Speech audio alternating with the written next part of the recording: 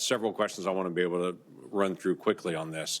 There are a group of folks in Oklahoma City, I can't name who they are because they're alive, but their lives were threatened on Election Day by an ISIS terrorist in Oklahoma City that was discovered initially by a 702. That 702 authority is important. There are people in my neighborhood that are alive today because of that 702 authority. Now, you've been outspoken on this. It has been much maligned in many ways on it, but it has been vital for intelligence collection around the world. What is your position on 702 authority? Thank you, Senator Langford, for the sentiment and for the question. FISA, and particularly Section 702 of the Foreign Intelligence Surveillance Act, is an indispensable national security tool. There's no other way to get around that. I say that not as a matter of opinion, but as an informed judgment, as in my role as the Director of National Intelligence, being the President's principal intelligence advisor, advising the President in the Oval Office, and understanding that a significant percentage, sometimes more than half, of the actionable foreign intelligence that we provide to the President as the policymaker to act as Commander-in-Chief comes from FISA-derived or 702-derived action. I will say I have supported FISA in that regard, but I've also, as I outlined earlier, understand that it is an important, indispensable tool, but one that can be abused, right, and that we must do everything we can to make sure that it has the appropriate safeguards, because it can't come at the sacrifice of Americans' civil liberties. So I have supported those reforms and called out those abuses when they have taken place. I think the best way to be able to do that is by actually enforcing those that have abused it, that they're actually called out, and accountability is held for those individuals so everyone knows this is an indispensable tool.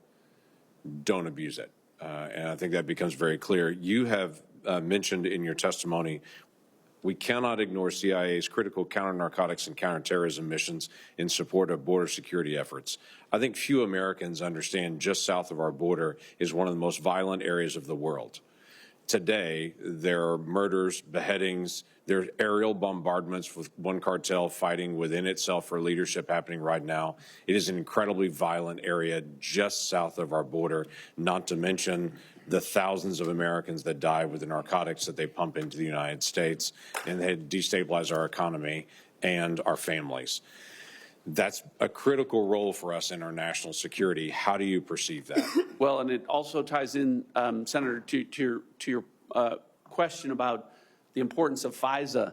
So much of what the CIA has done and can do to support the U.S. government efforts to interrupt the drug trafficking rings and the places from which the precursor chemicals for those drugs come from, our disruptions are often as a result of FISA-derived information.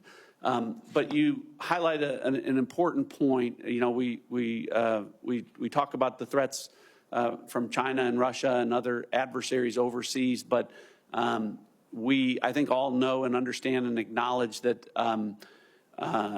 that the failures in the integrity of our border has turned my home state of Texas as not only a border state, but every state into a border state. And that we have to make sure, and one of the things that, if confirmed, I want to talk about and pledge is the understanding that in addition to drug trafficking, I made a point about terrorists coming across our border, that we not lose sight of counterterrorism as something that the CIA needs to be focused on as we talk so much about the threat from China and Russia and the great power competition.